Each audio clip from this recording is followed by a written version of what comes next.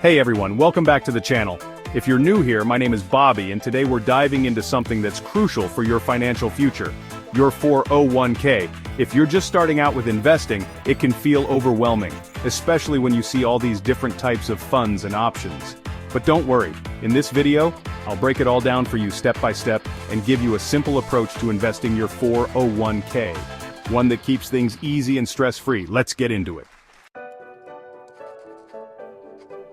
First things first. A 401k is a retirement savings plan offered by your employer. It allows you to invest pre-tax dollars, and in many cases your employer might even match your contributions. It's one of the best ways to save for retirement and take advantage of compounding growth. Now that you know the basics, let's talk about how to invest it. When you log into your 401k account, you'll probably see a wide range of fund options. These funds are essentially pools of money that are invested in different assets like stocks, bonds, or other securities. Let's go through some of the most common types of funds you'll encounter. 1. Small cap funds. What are they? Small cap funds invest in companies that have a smaller market capitalization, usually under $2 billion. These are often younger companies or companies that are growing fast but come with more risk. Why invest in them? Small cap funds can offer higher potential returns because smaller companies tend to grow at a faster rate. However, they can also be more volatile and risky. 2. Large cap funds. What are they? Large cap funds invest in well-established companies with a market value over $10 billion. Think of household names like Apple, Microsoft, or Amazon. Why invest in them? Large cap companies are generally more stable and less risky compared to small cap companies. They might not grow as quickly, but they often provide steady returns and are less volatile. 3. Bonds. Bond funds. What are they? Bond funds invest in government or corporate bonds, which are essentially loans you give to companies or governments in exchange for interest payments over time. Why invest in them? Bonds are generally considered safer than stocks because they tend to be more stable. They provide income through interest payments, and bond funds can be a good way to balance out the riskier parts of your portfolio. 4. Index funds. What are they? Index funds are a type of mutual fund or ETF that aim to replicate the performance of a particular index, like the S&P 500. Essentially, they invest in the same companies that make up that index. Why invest in them? Index funds are great for beginners because they offer broad exposure to the market with low fees. Since they're not actively managed, they generally perform at the same rate as the market, and their low costs make them a great long-term investment. 5. Mutual funds. What are they?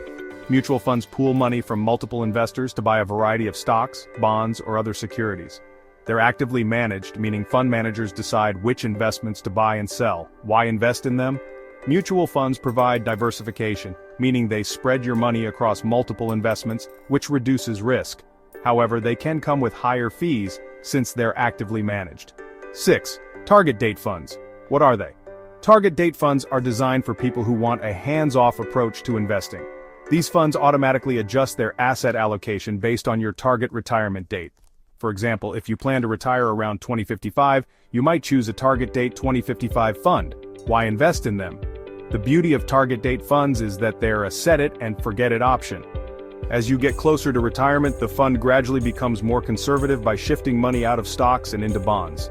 This reduces your risk as you near your retirement date. Now that you understand the different types of funds available, let's walk through the basic steps to invest your 401k.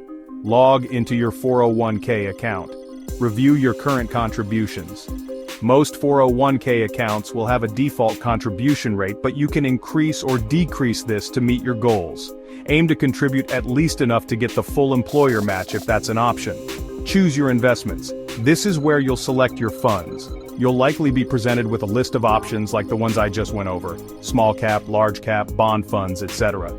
If you're new to investing, I recommend starting with a diversified mix of index funds or a target date fund to keep things simple. Set a strategy and stick with it. Your investment strategy should align with your retirement timeline and risk tolerance.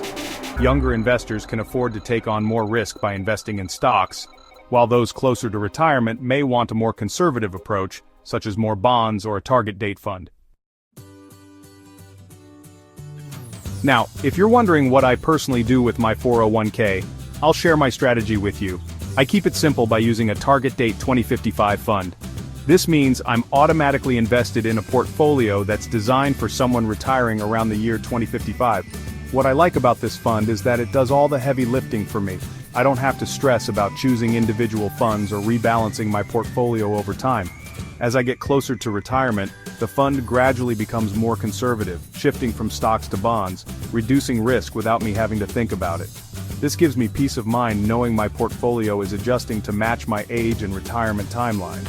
So if you're just starting out or prefer a hands-off approach, a target date fund might be a great option for you too.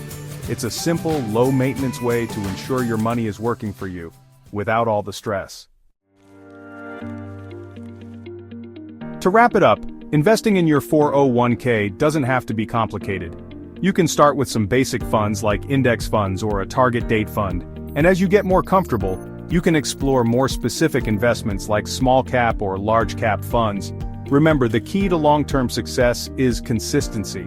Even if you don't know exactly what to invest in right now, contributing regularly and staying invested over time will give you the best shot at a comfortable retirement. If you found this video helpful, don't forget to like, subscribe, and hit the bell icon for more financial tips and advice. And if you have any questions, drop them in the comments below. I'd love to hear from you. Thanks for watching, and I'll see you in the next one.